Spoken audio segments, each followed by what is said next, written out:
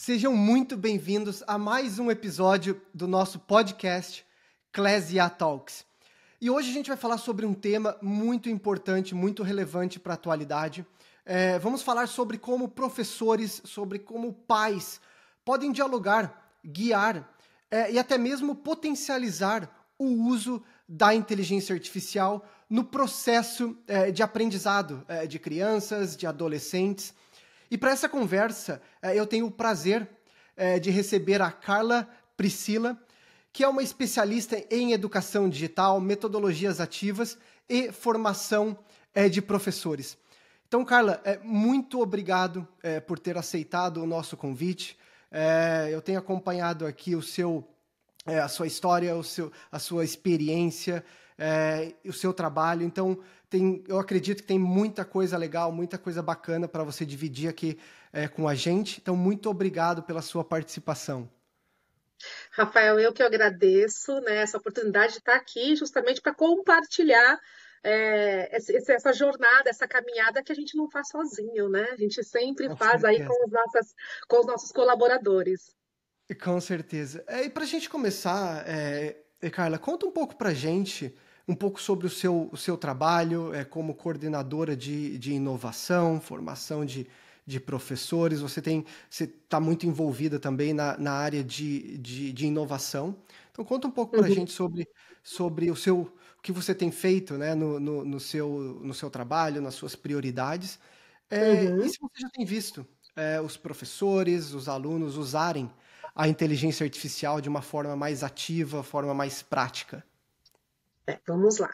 Bom, hoje eu atuo com a gestão, né, a coordenação de inovação de uma rede de educação, e ali, junto com um time também de especialistas em tecnologias educacionais, nós vamos fomentando essa aprendizagem do professor, porque é uma aprendizagem que ela, de fato, ela precisa ser constante, ainda mais diante de tantas atualizações que nós temos hoje no dia a dia, né? A gente costuma falar, piscou, surgiu algo novo. Hoje mesmo eu já me deparei aqui que uma das ferramentas já lançou aí, né, ainda não chegou aqui no Brasil, mas já lançou aí uma ferramenta de vídeo que vem para substituir ou para complementar outra. Então, assim, e nós fomos dormir sem essa notícia ontem, né? Uhum. E ela já chega, e isso traz muitas inquietações, né, para os nossos professores, principalmente porque a gente tem aquele certo medo, né, desse uso dessa tecnologia.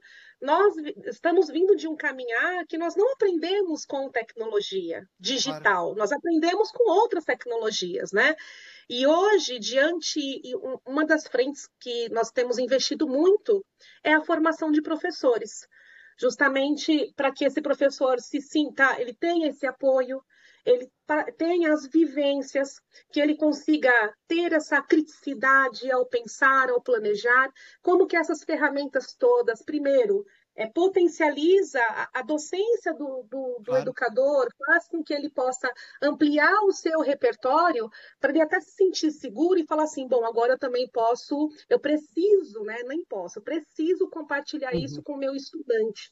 Porque, olhando para a realidade dos nossos estudantes que já nasceram imersos à tecnologia, diferente Claro. da nossa geração, eles já estão utilizando, mas a grande questão é como eles estão utilizando. Será que eles estão utilizando de uma forma correta?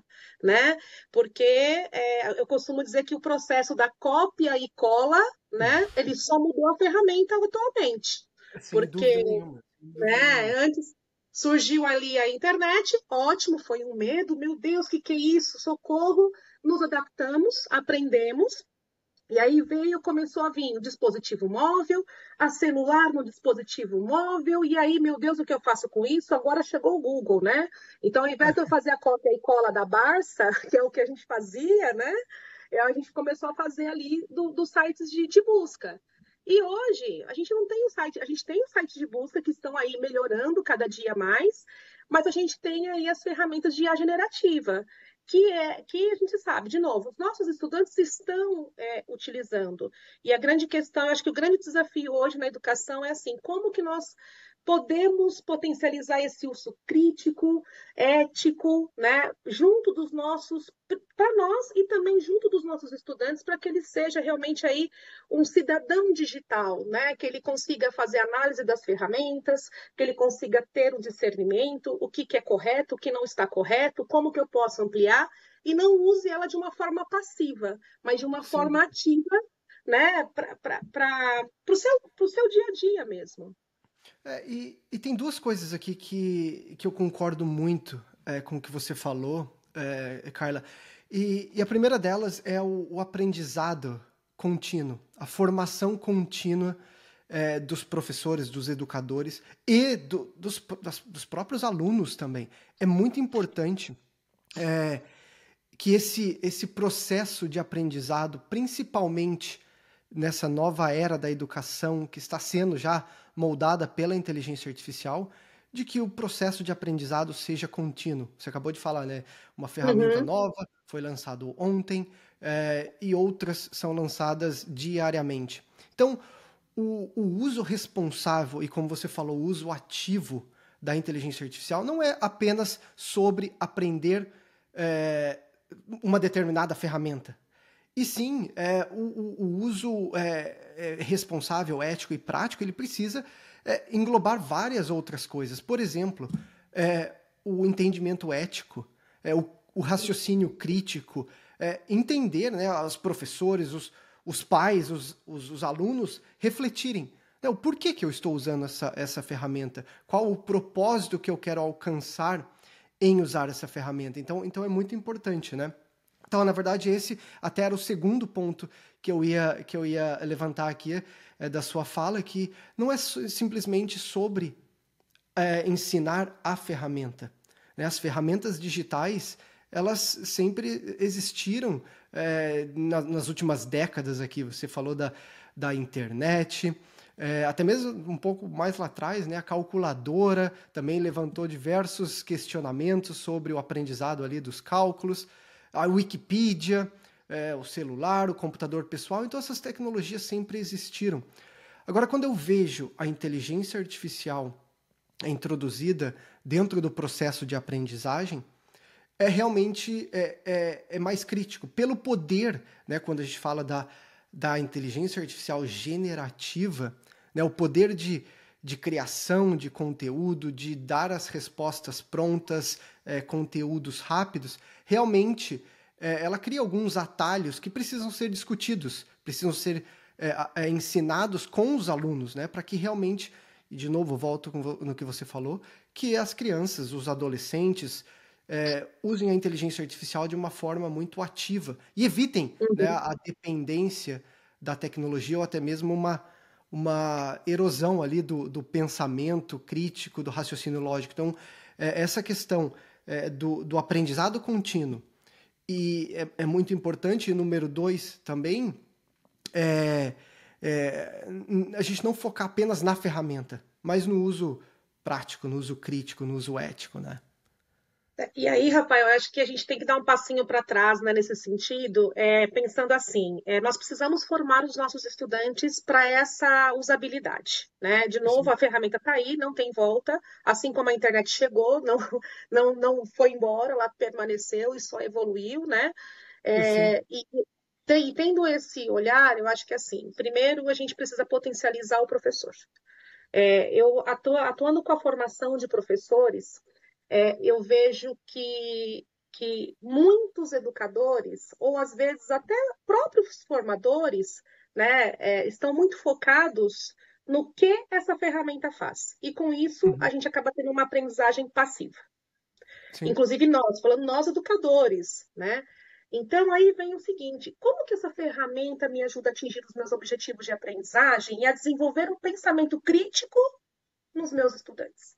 Então claro. não é o que, né, ela faz, mas como ela faz.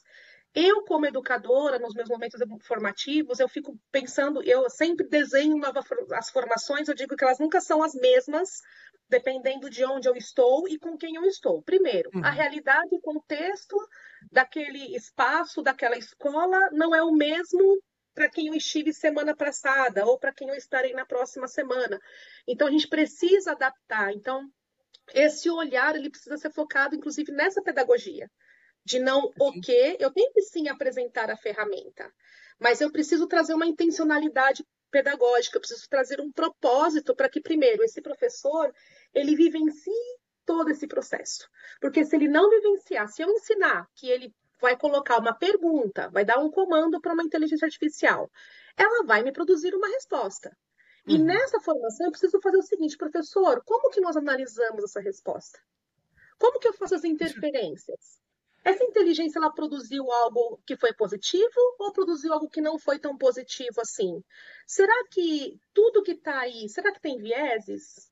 Né? Onde está essa responsabilidade? As informações, eu consigo checar essa informação de uma forma humana? Então, a gente precisa, dentro desses momentos formativos, primeiro, potencializar o professor, por isso que eu falo que a gente precisa dar um passinho anterior, porque senão esse professor também, se ele não tem essa vivência, a forma como ele vai trazer isso para o estudante é a reprodução de como ele aprendeu. Porque nós aprendemos a reproduzir. Então, o fato de aprender a reproduzir, hoje o que eu aprendo, eu chego lá e faço. Um exemplo muito prático disso é assim, quando eu faço as formações, né, e aí eu até falo, gente, não é mágica, por favor, né? A inteligência artificial não é um oráculo, né? Enfim, não é magia, é tecnologia, né? E como que nasceu? Como que se constitui essa tecnologia? Então, fazer ele compreender que tudo ali tem muito das nossas ações. É uma ferramenta excelente para quem vai customizar tempo, enfim, mas eu não posso focar só nisso. Como que você vai aplicar? Porque também, se você não tiver repertório, se você não tiver a metodologia, se você não tiver o repertório da tua disciplina, por exemplo, você não vai conseguir aplicar o que essa inteligência pode, assim, reproduzir ali para você. Então, primeiro passo, né? Focar na vivência, como que ele faz, como que ele checa, como que ele traz esse olhar. Eu até preparei aqui umas perguntinhas, que é quando a gente, por exemplo, se eu fosse fazer uma atividade hoje para poder checar com o meu aluno, né? Checar as respostas junto com o meu aluno. Então, por exemplo, uma atividade que eu faço com os professores, eu até fiz a minha colinha aqui, é a seguinte, é um checklist de verificação. Então, eu coloco assim, olha, professor, crie na formação, né? Primeiro, entre eu e eles. Vamos criar juntos um checklist para auditar as informações produzidas pela inteligência artificial? Muito importante. Então, como Extremamente que nós podemos fazer? Ó, eu e ele juntos. Está vendo que eu já estou trazendo uma vivência que é para esse professor que aprendeu, então, a memorizar, a reproduzir, se ele precisar, que ele cheque, faça o mesmo com o seu estudante. Então, junto com o professor, nós vamos lá. Podemos fazer perguntas como: a IA citou fontes? Se ela citou, como que eu verifico se essas fontes são confiáveis?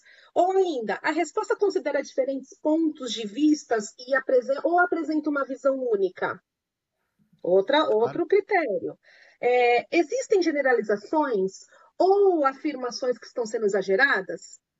É outro checklist. Com E certeza. como que eu posso verificar essa informação em uma fonte primária ou ainda por um especialista que seja um humano? Então, olha só, quando a gente faz esse checklist de verificação com o professor, o momento que ele vai interagir com essa inteligência artificial generativa já é diferente. Ele não vai ficar encantado só com a resposta que ela produziu, mas vai levar esse professor também a checar essas informações, né? Dessas fontes, para que ele possa, inclusive, checar, fazer ali, né, ampliar o seu repertório. Fazendo isso, nessa vivência com o educador, a gente pode fazer a mesma vivência com o estudante. E, às vezes, quando a gente traz esse encantamento da ferramenta da inteligência artificial, porque ela é encantadora. Ela fala, nossa, porque a primeira coisa que os professores falam, meu Deus do céu, nossa, facilitou a minha vida. Ai, tá pronto. Meu Deus, ótimo, excelente. Só que aí a gente fala assim, bom, ponto. Quando ele vai levar para a sala de aula, sabendo que o aluno dele está usando, de repente esse professor não checa para saber, por exemplo, se essa ferramenta que ele vai usar é para a idade dessas crianças. E aí? E agora, professor? Né? E agora, professor, é até o título da formação que eu faço. E agora, professor? Porque isso também precisa ser checado. Porque eu não posso trabalhar com o chat GPT. Precisa ser muito lúdico, adaptado à faixa etária das crianças. Exatamente. E a gente precisa trazer esse olhar de que, assim, professor, será que eu posso usar um chat GPT com um aluno do 6º ano, que tem 11 anos? Uhum. Posso usar com um aluno do 7º, que tem 12 anos, 11, 12 anos? Quando que eu posso Claro. utilizar o chat GPT ou o Gemini com esses estudantes? E Né? de novo, como, né? Em que momento, como, quais as atividades. E Exatamente. uma coisa que eu gosto muito do que você está falando, Carla, desse processo de reflexão, né? Essas perguntas que o próprio professor precisa fazer ao interagir, ao se comunicar com a inteligência artificial, é porque a partir desse momento, desse uso responsável e intencional da inteligência artificial, é aí que a gente consegue manter ou até mesmo elevar o protagonismo do professor, dos Exatamente. educadores, né? Porque as ferramentas de inteligência artificial elas são muito válidas para essas atividades que são mais manuais, esses processos mais repetitivos, mais previsíveis. Então, essas ferramentas são muito boas e devem ser usadas para esse tipo de atividade. Mas a partir do momento, né, como você está falando, que o educador ali usa a inteligência artificial de uma forma muito responsável, muito ativa, sabendo muito, tendo muito claro, né, o porquê, o como, qual o propósito, é aí que a gente mantém o protagonismo do professor, né? Tanto usando essas ferramentas para auxiliar ali na produtividade, no ganho de tempo, e esse ganho de tempo pode ser usado no uso, pode ser usado, na verdade, né? Pode ser realocado para o que realmente adiciona valor, né? A conexão professor e Exato. aluno, no relacionamento entre o professor e os estudantes com a sala de aula, né, para fomentar ali uma discussão mais profunda. Então, o que você está falando aqui realmente é extremamente, esse checklist de verificação realmente é extremamente importante e essencial para o dia de hoje, né, para os professores que querem usar a inteligência artificial de uma maneira muito mais intencional. Hoje o papel do professor, eu acho que dentro desse olhar, eu até costumo dizer, né? Nós não somos mais detentores de conhecimento. Eu costumo dizer que hoje nós somos designers Uhum. de experiências, né?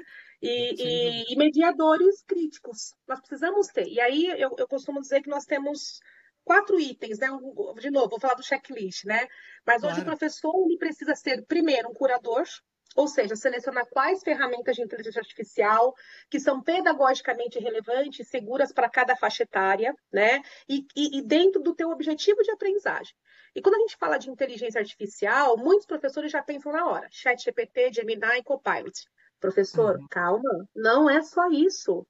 Será que o Canva que você usa tem recursos, tem inteligência artificial? E o Sim. professor pode fazer o quê?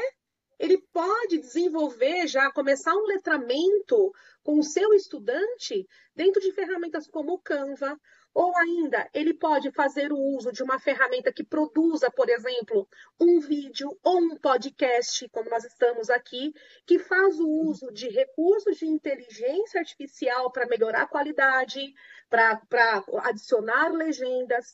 Esse aluno ele precisa entender, e esse professor também precisa compreender, que não é só essa IA generativa de texto que vai sempre dar as respostas, mas existem tantas outras ferramentas que a gente pode começar a trabalhar lá do 1º, 2º ano. Então, olha só, vou trazer um exemplo, né? Nós fizemos um projeto aqui, a professora, né? Nós pensamos juntas e desenvolvemos juntas para o 5º ano. A gente está falando de Uhum. crianças de 5º ano. E aí nós apresentamos para elas uma ferramenta chamada Book Creator. Você já conhece? Não Book conheço. Creator. Book Creator é uma ferramenta super bacana que dentro dela o aluno pode desenvolver vários tipos, ele pode adicionar vários tipos de mídia. E ele é bem acessível, super intuitivo e faz a integração com outras ferramentas. Uhum. Lá, o aluno pode criar cenários, ele pode gravar vídeo e adicionar o vídeo dele, ele pode gravar a voz apenas e adicionar a voz. Ou seja, você tem ali todo um livro, vamos chamar assim, né? Com multimídias, Uhum. muitos recursos, né? E lá dentro tem um recurso, por exemplo, chamado AutoDraw. O AutoDraw, ele é aquele recurso onde o aluno começa a fazer um desenho. A ferramenta de inteligência artificial tenta reconhecer o desenho que a criança está fazendo, e a partir daquele desenho, ela vai mostrando imagens e ele seleciona a imagem para completar o que ele deseja. Enfim, nós ensinamos essa ferramenta para as crianças, quer dizer, nós não precisamos ensinar muito, não, porque eles foram, assim, muito rápidos. Nós só Sim. falamos, gente, como podemos fazer para acessar? Acessamos. E aí, depois dali, a produção não foi do professor, a produção foi totalmente dos estudantes. Eles desenharam imagem, eles tiraram foto, subiram a imagem que eles fizeram, né? Eles gravaram vídeo, eles gravaram áudio, eles escreveram, eles criaram imagens, inúmeras imagens, e tudo isso com uma ferramenta que tem por detrás dela, para tudo isso acontecer, inteligência artificial. E aí nós não falamos para os alunos que aquilo era, por exemplo, uma ferramenta só de criação de livro. Nós falamos que era uma ferramenta multimodal, que traz essas possibilidades, que faz o uso de inteligência artificial. Né? É a mesma coisa, às vezes, quando a gente também traz um jogo para as crianças. Eu não gosto muito do termo jogo dentro da sala de aula, até porque não é um jogo, né? É tecnologia. Que tipo de tecnologia? Claro. Então, hoje, quando a gente trabalha, por exemplo, com o Scratch, com o Octopus, que são recursos, né, que desenvolvem a programação, essas coisas todas, que fazem interações com aquilo que é desplugado também. E aí a gente vai trazendo esse olhar, porque é muito comum a gente trazer o vocabulário jogo, porque o aluno, quando chega lá em casa, ele fala, mãe, fiquei jogando na escola. Na verdade, ele não ficou jogando, ele ficou fazendo um uso de tecnologia ou de ferramentas com tecnologias, né, para desenvolver alguma coisa, o raciocínio, o pensamento crítico, criativo. Então, quando a gente olha para as atividades, nós precisamos também começar a pensar um pouquinho nesse olhar dessa nomenclatura. De novo, os estudantes, a gente falou dos estudantes de quinto ano, eles interagiram com uma ferramenta que tinha inteligência artificial, mas Claro. não foi a generativa do ChatGPT, o Copilot, mas a gente está preparando essas crianças para que eles reconheçam os tipos de mídia. A partir do momento que ele fez o desenho lá no AutoDraw, esse desenho corresponde à imagem, né? Então aí a Claro. gente pode trazer o olhar de vieses também. Então tudo isso a gente já pode trazer o olhar de como utilizar a ferramenta, como ele faz, como ele utiliza, para quando ele chegar lá, a partir dos seus 13 anos, a gente já ter aquele olhar para então ter uma autonomia desse estudante para o uso de uma ferramenta generativa. E, Mas, e- claro, eles já estão usando no sexto ano, eles já estão usando no quinto ano. Ótimo. Então, professora, a minha dica para você é a seguinte: não coloque o chat GPT na mão deles nesse momento. Faça uma projeção com você mexendo. É Uhum, diferente. E aí você claro. vai fazendo a leitura com as crianças e com os nossos adolescentes que estão iniciando nesse processo. Você vai mostrando para eles como que eu faço boas perguntas. Como Cons- que eu analiso boas respostas? Lembra do nosso checklist de verificação? Como que a gente checa essas informações? E eu posso fazer o mesmo exercício, ó, de novo, é o meu aluno que está usando? Não. Nesse momento, o meu foco é no desenvolvimento, ó, do pensamento crítico e Sim. criativo ao fazer boas perguntas. Então, quem está utilizando sou eu, professora. Eles estão observando. De novo, eles sabem utilizar? Já sabem, mas eles não sabem eles estão no o quê? Caminho, O né? como a gente precisa trazer esse olhar. Então, quando a gente olha para uma ferramenta, né, a maioria aí acima de 13 anos, para fazer esse tipo de interação, e se você quiser, professor, que está nos assistindo aqui, fazer essa interação com quem tem menos de 13 anos, é possível? É sim, desde que você tenha uma autorização escrita, a autorização dos pais, né, de que, assim, vocês estão desenvolvendo um projeto, os pais, eles precisam estar cientes de como está sendo utilizado. E aí, quando você fala lá no começo, né, Carla, alunos, pais, professores, a gente tem que falar que é todo mundo. Porque, inclusive, os pais, talvez, dependendo da área de atuação, não sabem também como utilizar. E Claro, muitas das claro. crianças ensinam os pais a se como fazer.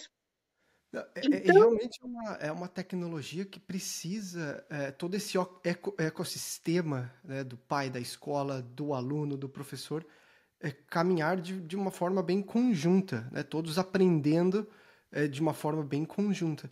Isso que você está falando, né, Carlos? Você aqui comentou diversas ferramentas, desde eh, programação, como criação de vídeos, de podcasts, de imagem, e são inúmeras, inúmeras as uhum, ferramentas que hoje já estão possibilitando novas experiências de ensino, de aprendizado, que são muito válidas, que até estimulam outras habilidades como a comunicação, o relacionamento, o raciocínio lógico, até mesmo a empatia, que dificilmente são ensinadas ali no currículo mais tradicional. Então isso é uhum. muito válido, né? A gente levar em consideração essas diferentes ferramentas, em que momento usar, para qual idade, como você falou. Mas uma preocupação que eu tenho, Carla, com o ensino tradicional, com o modelo tradicional hoje, primeiro, né, a gente já falou sobre a preparação das escolas, dos professores, dos alunos também, dos pais, mas a grande preocupação que eu tenho é a gente ainda avalia os alunos pela nota, pela prova, pelo teste, que é, querendo ou não, a retenção do conhecimento, a memorização, que muitas vezes, logo depois da prova, talvez alguns minutos depois da prova, os alunos já esquecem aquele conteúdo, aquela informação, a resposta. Então, é um conflito, né, que a gente tem que levar em consideração e realmente usar a tecnologia para criar novas experiências de ensino, mas mais importante, a gente precisa identificar novas maneiras de avaliar o conhecimento, não somente ali pela retenção da informação do conhecimento, mas, na minha opinião, principalmente pela aplicabilidade. Né? Esse aluno está conseguindo aprender e aplicar esse conhecimento de alguma forma para realmente resolver um problema. E eu digo que é uma preocupação porque a inteligência artificial a gente já tem acesso 24 horas por dia, 7 dias da semana, a conhecimento ilimitado. Então a gente tem que focar mais na aplicação desse conhecimento. E quando a gente fala de preparar essas crianças, esses jovens para o mercado de trabalho, para o futuro, é isso que eles vão ser avaliados. Né? As habilidades hoje que já estão Habilidades. sendo demandadas pelos empregadores, pelos empreendedores, são as habilidades de resolução de problemas, de conflitos, de comunicação, de relacionamento.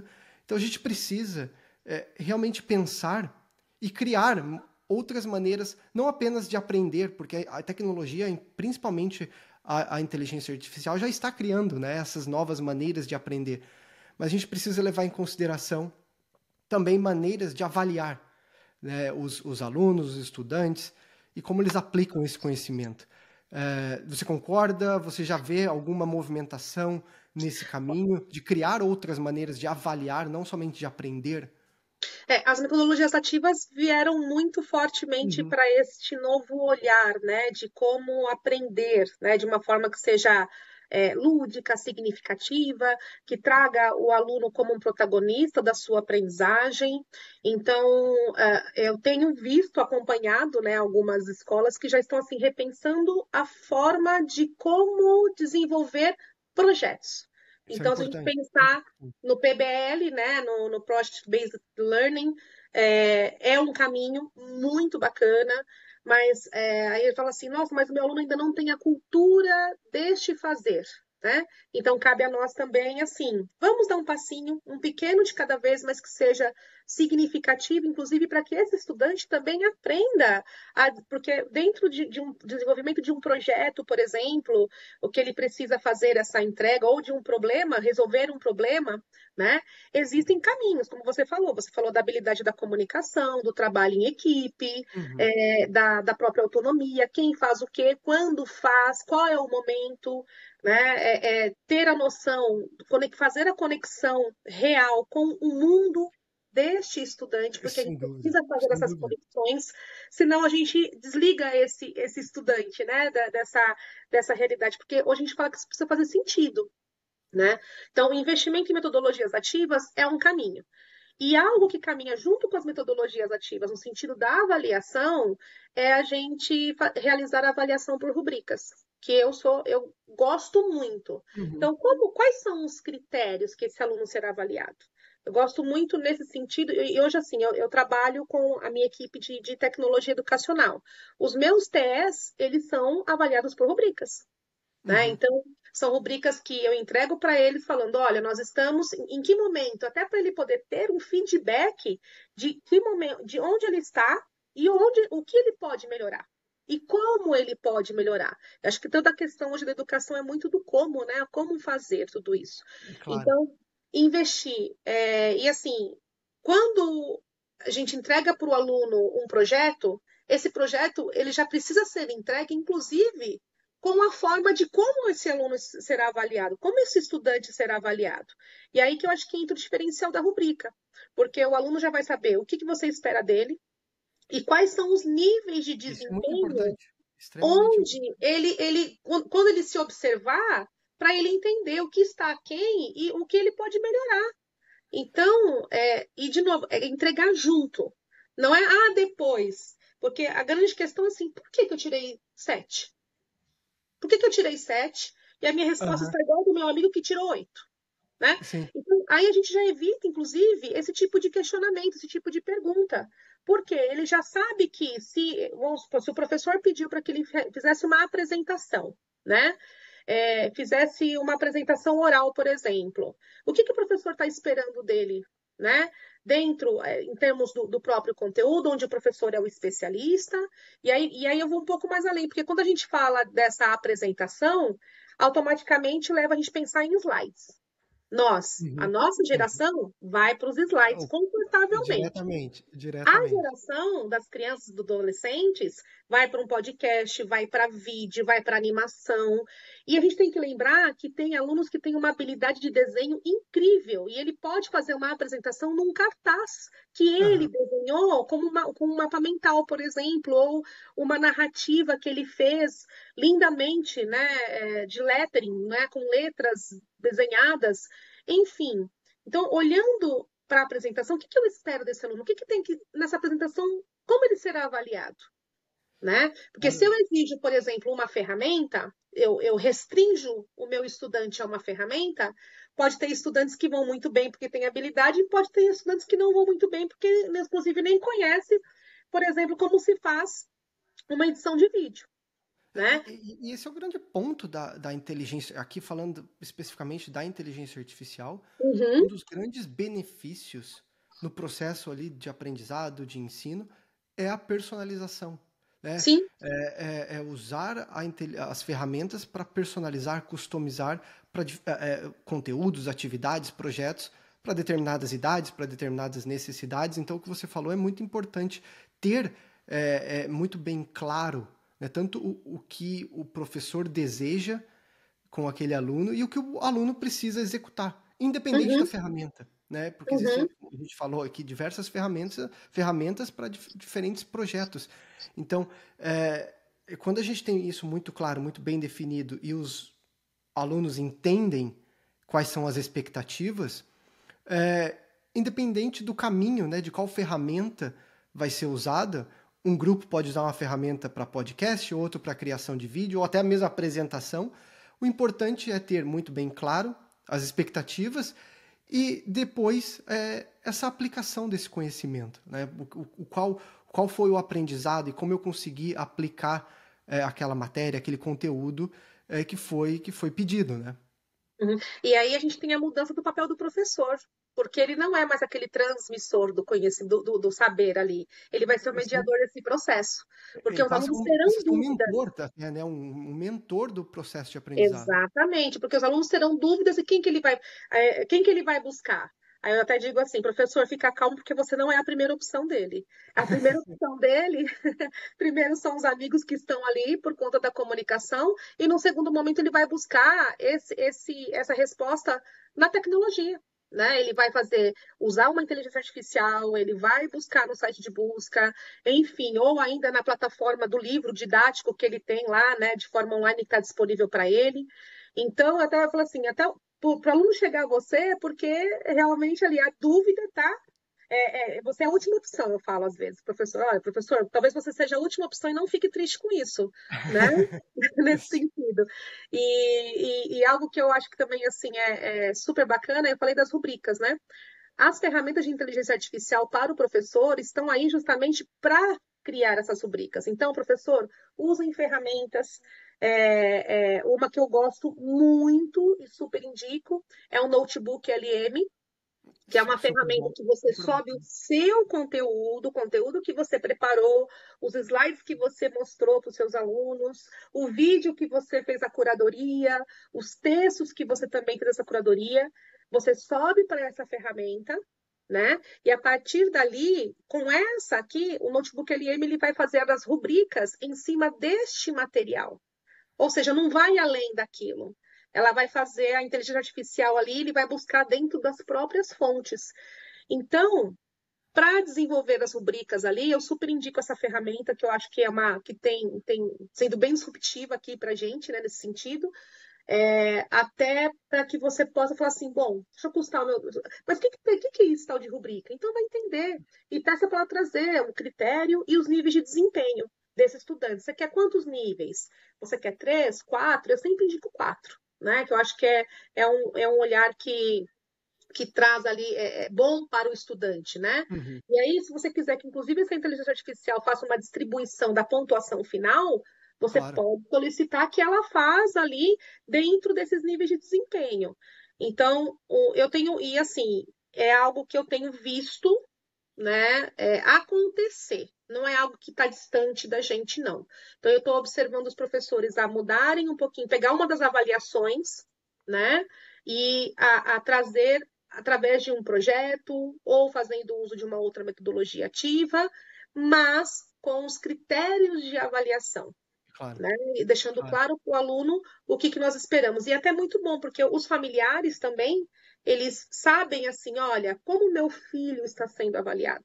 Não fica aquela imaginação, né? Porque o pai, a mãe, o responsável, ele sempre leva primeiro o olhar, né? Como eu fui avaliado na minha escola, né? Como eu aprendi.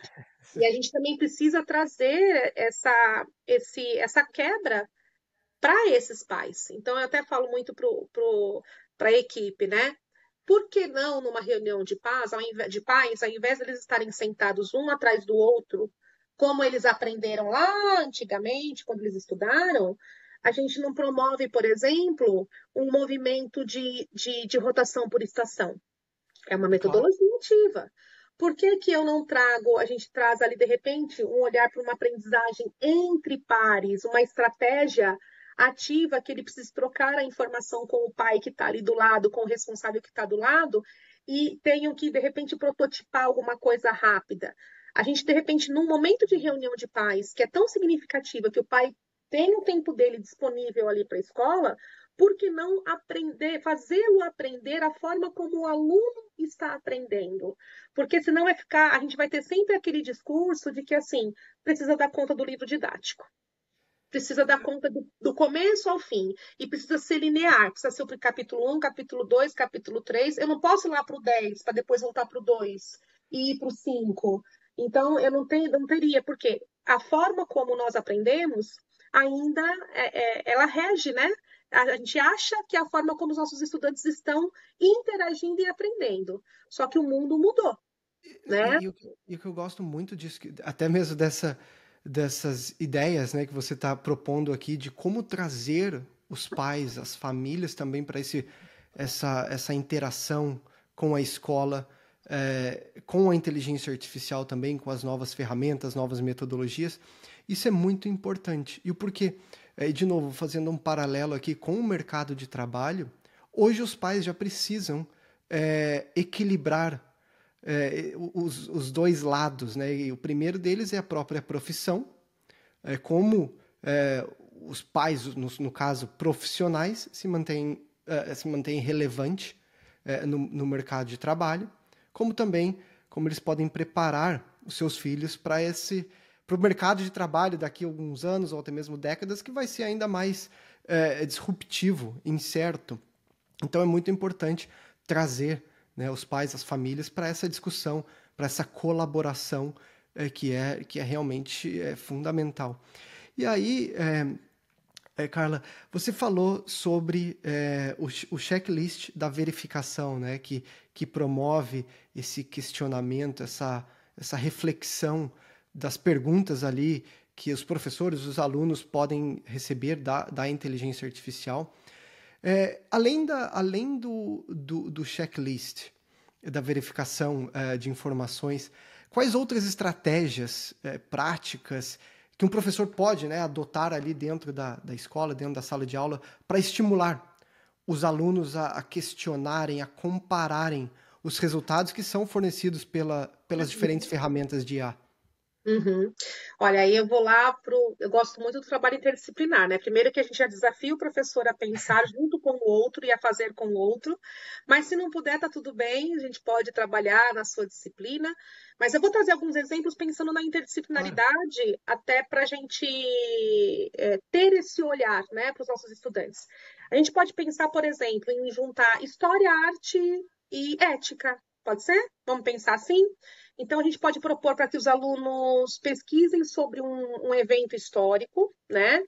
E usarem, por exemplo, um gerador de imagens. Aí eu vou falar assim, ó, ali a gente já pode trabalhar com um gerador de imagem dentro do próprio Canva, já nos sextos, sétimos anos no Canva, né? Dos Uhum. 13 anos em diante, a gente pode até pensar em usar ferramentas como o ChatGPT, o Gemini, enfim, né? E a gente pode pedir para que esse aluno, ele crie uma fotografia realista desse momento, do momento. E a discussão, e aí eu vou puxar para a discussão crítica, né? E aí o professor pode falar assim, bom, depois que eles produziram essa imagem, né, olhando para esse conteúdo de história, de arte e tal, quais vieses essa inteligência de IA, né, ela inseriu na imagem? Será que essas roupas, as feições das pessoas, aí a gente faz parte desse contexto? Essa imagem, ela é um documento ou ela é uma interpretação? Ó, são coisas, eu estou fazendo perguntas para esse aluno que vai fazê-lo Claro. pensar de forma crítica, né? E assim, criar essa imagem, a gente pode fazer uma última pergunta ainda. Criar essa imagem ajuda ou atrapalha na compreensão histórica? Olha quanta coisa a gente precisou trabalhar a partir do momento que a gente trouxe um olhar. Então, assim, eu já estou ensinando o meu aluno a criar uma imagem, mas eu também estou pedindo para que ele possa analisar os vieses que ela traz, E não né? é sobre somente a ferramenta, né? É o conhecimento, e você falou ali a conexão entre diferentes contextos e conhecimentos e matérias. Isso é Uhum. extremamente relevante. É. Um outro exemplo bem simples também, né? Vamos colocar agora história, geografia e linguagens. Vamos pegar essas três disciplinas aqui, né? A gente pode pedir para que os alunos utilizem a inteligência artificial para analisar os dados sobre um desmatamento de uma região específica, porque eles vão usar, né? Então, olha, vai lá, não, inclusive vai lá, use a inteligência artificial para buscar. A gente já está falando aí de 8º ano em diante, tá? 13 anos para cima. Bom, e aí a gente pode falar assim, olha, com base nessas informações, eu gostaria que vocês então produzissem um roteiro para um podcast ou um curta-metragem que leve à conscientização sobre esse desmatamento. Até então, beleza, já sei o que eu desejo, o que eu quero, e também pensei aqui, olha, eles vão coletar essas informações. Lembra do checklist que nós já Sim, falamos sim. aqui um pouquinho. E onde que entra a criticidade de tudo isso? É checar os dados, né? É traduzir essa linguagem técnica que a inteligência artificial vai produzir para uma linguagem para o público desse curta-metragem ou desse podcast né? E construir, de fato, uma narrativa que seja envolvente, impactante e eticamente responsável. Porque para ele desenvolver toda essa narrativa, não adianta nada ele colocar lá na inteligência artificial, produz o roteiro. Ela vai produzir? Vai. E aí? E as informações? Então, Claro. olha quanta coisa a gente tem envolvendo, assim, eu estou fazendo uso da inteligência artificial, mas eu estou fazendo esse aluno checar as informações, a criar as narrativas ali, né, do próprio, com a própria fala ou com a adaptação para a linguagem, olhando para o público, essas coisas todas. Então, dois exemplos aqui que a gente pode ter pensando assim, né, numa prática, fazendo essa junção. Né? E eu posso fazer isso na minha disciplina, eu posso trazer debates. E aí, quando a gente fala de trazer debates, também a gente pode pensar. É, imagine assim, um debate, colocar, né, os dois lados, né? Claro, Eu posso claro. trazer os debates quando a gente traz envolvendo inteligência artificial, a gente fala assim, olha, tragam casos que sejam reais, que de fato aconteceu. Por exemplo, aconteceu vários casos do reconhecimento facial falhar. E por que que falhou? Uhum. Será que tem vieses aí? E aí? Né? Eu posso também trazer será que aí a gente pode trazer para discussão, né, dos vieses, do gênero, da raça, enfim, a gente pode trazer para várias coisas. Como também a gente pode, nessa produção que eu falei da imagem, né, da contextualização histórica, se ela está sendo fiel. Seria a mesma coisa também, uma outra atividade que é muito simples pedir é para o aluno criar uma imagem que represente um líder, uma mulher. E aí, como que Sim. essa inteligência artificial vai entregar isso? E aí a gente tem que fazer as perguntas. Por que que ela entregou? Porque a tecnologia, ela é neutra, né? Sim. Ela é Sim. neutra. Inclusive, ela foi criada por pessoas e por instituições com seus próprios vieses. E como que ela está entregando isso para você? E aí entra também aquele olhar da gente falar, não, não é assim. Né, aquele olhar crítico também que a gente precisa corrigir essa inteligência artificial, né? Um outro debate, por exemplo, que a gente pode trazer, um dilema ético, né? Imagine você perguntar para os seus alunos assim, olha, um carro autônomo, que tem muita inteligência artificial Aham. ali, né? Ele deve ser programado para salvar o passageiro ou para salvar os pedestres, quando houver um Sim. acidente inevitável? Ó, Realmente, esse realmente é um exemplo bem clássico, né? Que realmente traz esse dilema ético. e aí, assim, de quem que é a responsabilidade? É do programador, da empresa ou do dono do carro? Olha quanta coisa que a gente está trazendo esse olhar. E aí, assim, se a gente ficar aqui, a gente vai ficar aqui falando uma tarde inteira. Eu vou te trazer vários exemplos, porque a gente vai ter que olhar também para a questão sustentável, para a questão ambiental, tudo isso, né? E tudo isso é produzido de que maneira? Está sendo E- consumido algum recurso natural para o desenvolvimento dessa resposta, usando inteligência artificial? E a gente tem que fazer esse aluno a pensar.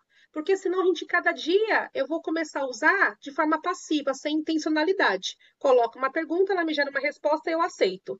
E se eu aceito, e se eu aceito essa resposta, você pode ter certeza que eu posso aceitar qualquer desinformação que chegue para mim no meu Exatamente. WhatsApp, nas redes sociais, ou seja, em que momento que nós estamos sendo críticos, né? Realizando a análise até de forma reflexiva. Eu participo de um grupo aqui que é o Educamídia, e aí a gente, Uhum. na mandala do Educamídia, traz um olhar que nós precisamos ensinar os nossos estudantes e a nós mesmos de como que nós lemos, escrevemos e participamos dessas mídias, né? Como que a gente tem desenvolvendo essa educação midiática, né? Para realmente termos aí um bom cidadão digital, né? Que eu acho que esse é o grande X, né? Que a gente precisa olhar aí nesses momentos de aprendizagem para que a gente possa E, ampliar o nosso repertório. e, e é por isso que eu sou muito a favor, Carla, do letramento em inteligência artificial como parte do currículo, né? Sim, De uma maneira transversal também, como você está falando, de conectando uma matéria com a outra, conectando assuntos relevantes e atuais que impactam a sociedade. Por quê? Porque o poder da tecnologia, principalmente das diferentes ferramentas de inteligência artificial, ela transcendem ali as paredes da sala de aula.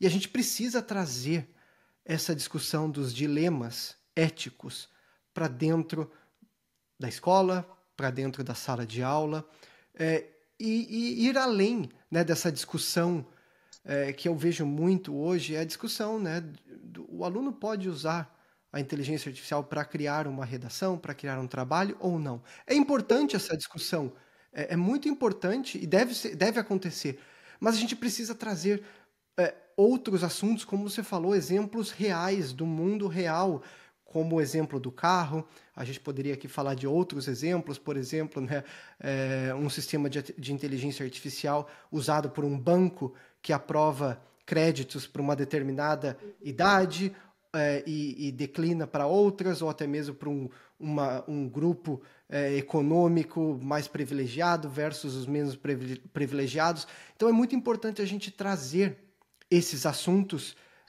que vão além ali do Sim. dia a dia da escola para criar realmente, como você falou, né, cidadãos preparados para a sociedade, né, para o futuro, para identificar problemas, solucionar problemas.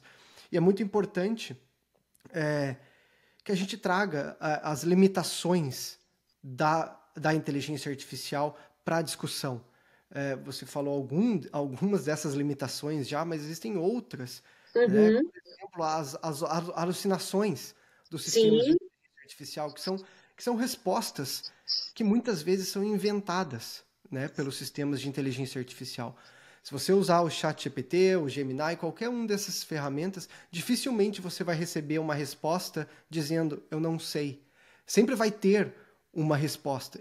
E em alguns momentos essa resposta pode ser inventada, pode ser criada sem nenhum embasamento teórico, sem uma fonte.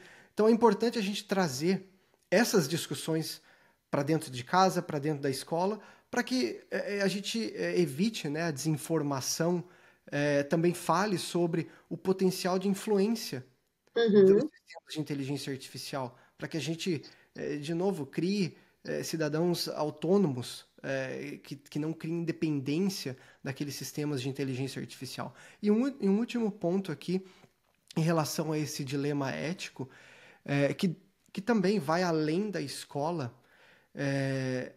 Hoje, né, somente no Brasil, na verdade, 4 em cada 10 crianças já usam sistemas de inteligência artificial para buscar companhia, para buscar suporte emocional. E o porquê?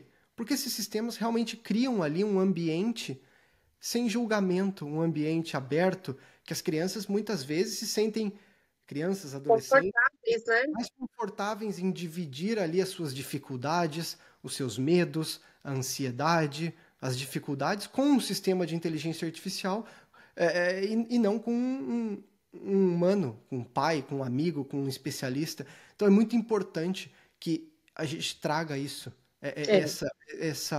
essa discussão também para dentro, de novo, dentro da escola, dentro de casa, e não fique simplesmente preso a essa discussão do celular na sala de aula, ou se o aluno pode usar ou não usar a inteligência artificial para os estudos, né? É. Os gestores, eles têm um olhar, eu acho que quando a gente fala dessa questão do uso do celular, né, e tem que deixar claro para a comunidade como faremos e como será.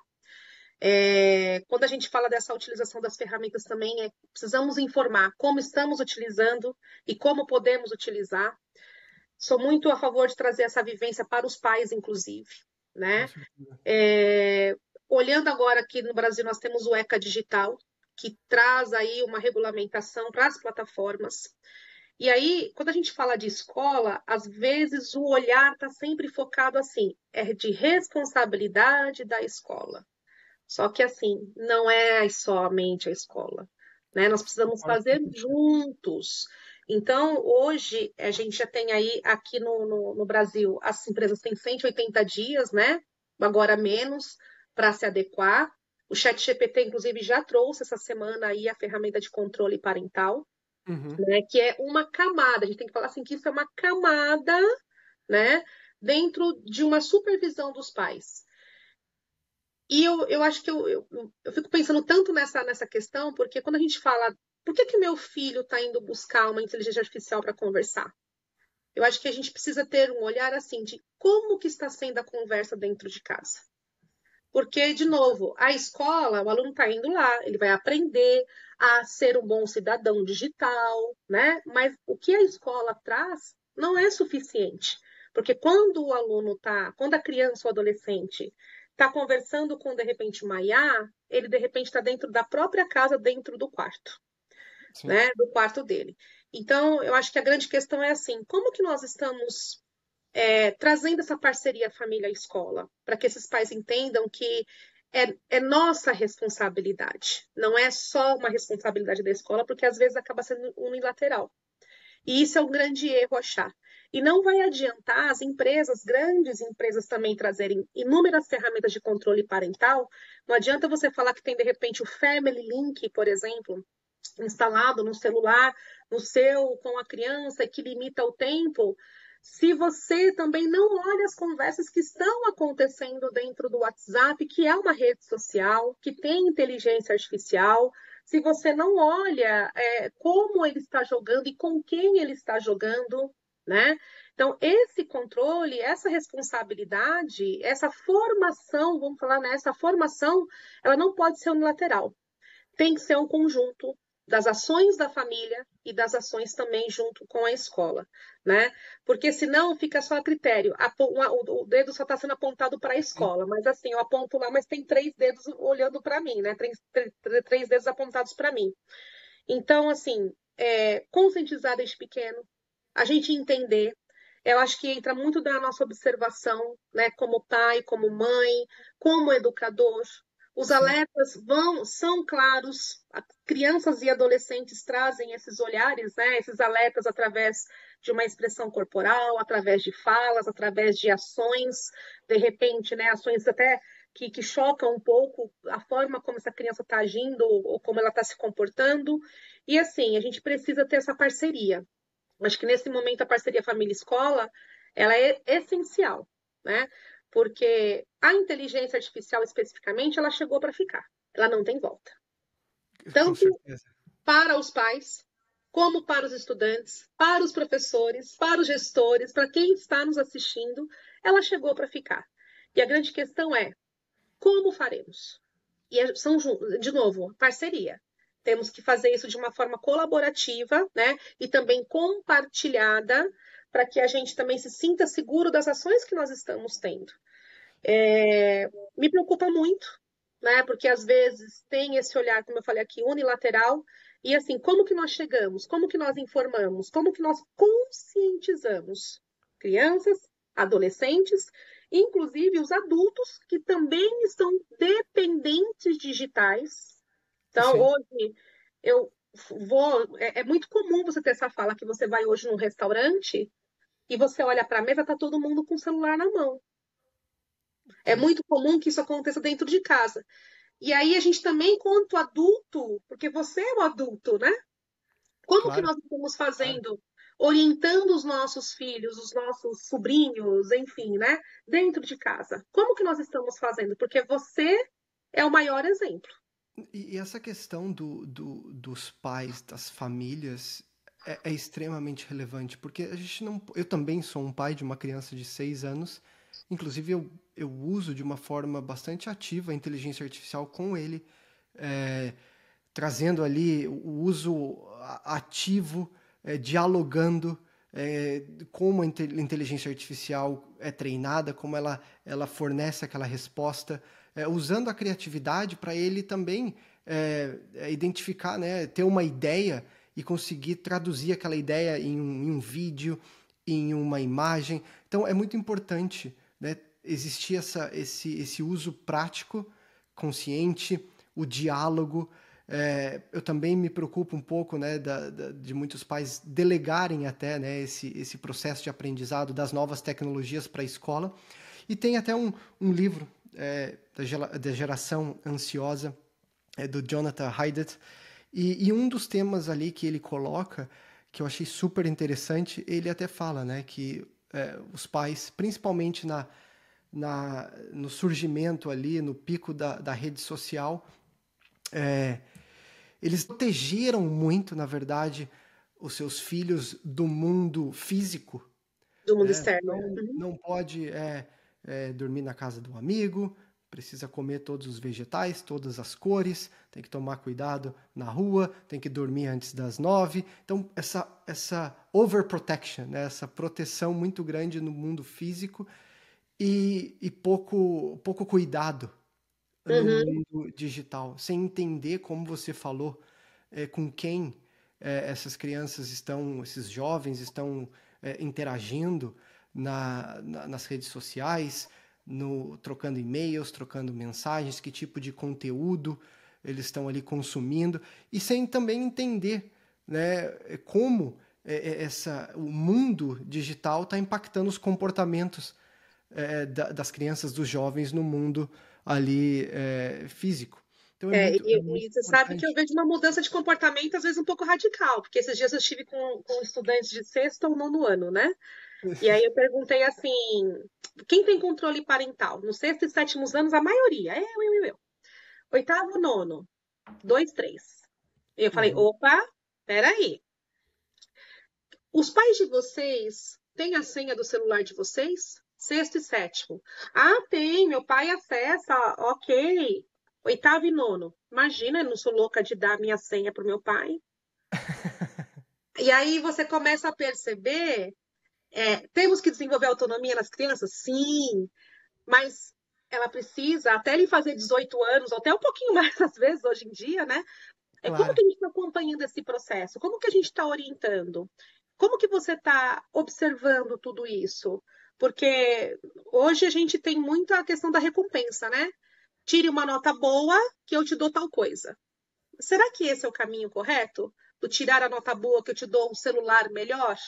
Né? Eu digo para você que eu vi esses dias, eu estava mexendo no Instagram, aí eu vi um vídeo que é, inclusive, dos Estados Unidos, que um adolescente de 16 anos, que aí nos Estados Unidos já pode tirar carta com 16, né? Sim.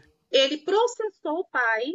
Olha que absurdo. O filho processou o pai porque o pai prometeu a vida toda para ele um bom carro, quando ele fizesse 16 anos, e o pai deu para ele um carro elétrico. Não deu o carro que ele queria. O carro que ele Nossa. queria era uma Ferrari, era um Porsche, o Com carro que ele certeza, queria. né? Claro. E ele foi no júri, no juiz, assim, sabe? Processar o pai, porque o pai deixou de cumprir. Olha só. E aí, assim, onde que isso se perdeu, né?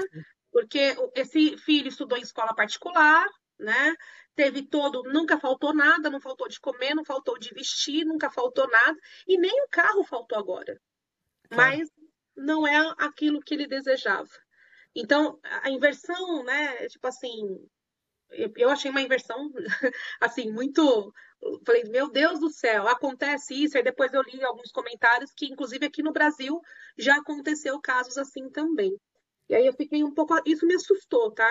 Contando porque, de fato, assim, me É assustou, realmente porque impactante, e assim, como que nós estamos acompanhando essa interação das crianças e adolescentes com a chegada da inteligência artificial, que está tudo facilitado para que não seja de uma forma passiva, mas sim reflexiva, com ética, né, com segurança, né, desenvolvendo de fato um pensamento crítico, fazendo boas perguntas, né, como fazer essas boas, e desenvolvendo essas habilidades que nós temos que desenvolver, né, para a vida, né, o lifelong learning aí de comunicação, de sem trabalho dúvida. em grupo, enfim, como que nos desenvolvemos para tudo isso. Então, assim, não é fácil, o caminho é árduo, né? Mas a gente não pode jamais desistir. Eu acho que a gente tem que olhar para nós primeiro, de novo, nos potencializarmos, compreendermos, se a gente não sabe de uma informação, buscar de fato a informação, entender como que ela acontece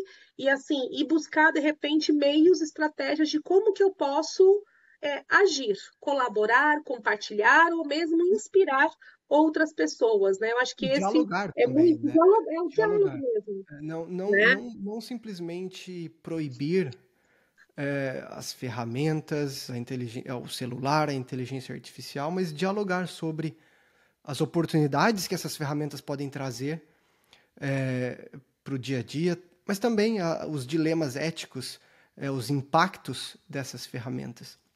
E, Carla, a gente poderia ficar aqui durante horas conversando, trocando experiências, conhecimento.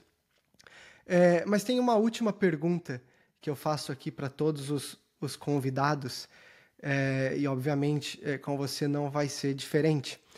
Então, Carla, na sua visão, o que nos torna verdadeiramente humanos e que a inteligência artificial dificilmente irá replicar?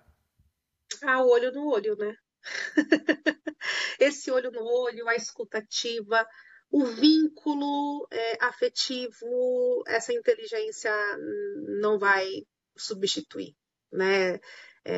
Eu costumo dizer muito isso porque a gente tem que fazer o uso dessa inteligência, mas com todo o olhar humano, né? Uhum, Porque ela foi criada por um humano, né? Ela não vai, primeiro que ela não vai nos substituir.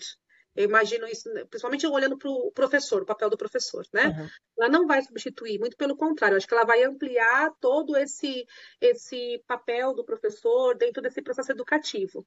Mas esse olho no olho, essa escuta ativa, e esse vínculo afetivo que nós temos, ela não jamais substituirá. Concordo. E o que você falou, para a gente finalizar, é muito importante, né? Então, eu também acredito que a inteligência artificial não é uma ferramenta que vai eliminar a sua importância, mas sim é uma ferramenta que, se a gente olhar nos próximos anos, e aqui não é daqui 10 ou 15 anos, mas de hoje Amanhã. até nos próximos 5 anos, a gente vai ver, sim, muitas atividades, muitas tarefas sendo substituídas pela inteligência artificial. Uhum. No caso do professor, as questões, a gente já falou bastante sobre isso, as questões as atividades mais manuais, os processos repetitivos, essas são, sim, as atividades que podem ser substituídas pela inteligência artificial. Mas eu acredito fortemente que o protagonismo do professor, do educador, vai ser realmente ali na mentoria, na conexão entre os alunos.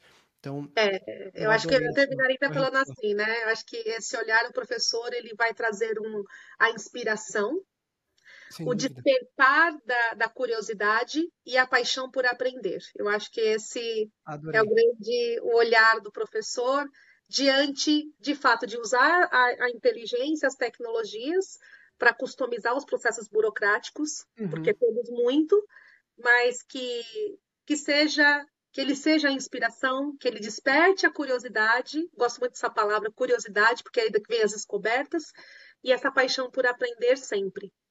Adorei. Adorei. Carla, muito obrigado de novo pelo seu tempo, pelo seu conhecimento, pela sua experiência. Agradeço novamente por você ter aceitado o nosso convite. Então, muito obrigado pela participação. Eu que agradeço, Rafael, e fico à disposição, viu? Pode Tá chamar que legal. eu volto aqui, a gente A traz gente aqui com e faz uma certeza tem, costura de a gente ideias. com certeza temos outros assuntos. Eu quero entender mais sobre o checklist, né, que você tem aí, que você desenvolveu, porque realmente eu acredito que o pensamento crítico é a habilidade do século XXI. Então, essa capacidade de questionamento, de verificação é muito importante. Com certeza vamos aí identificar um outro tema, um outro dia aí para a gente continuar essa conversa. Muito obrigado, Carla. Perfeito. Obrigada, até.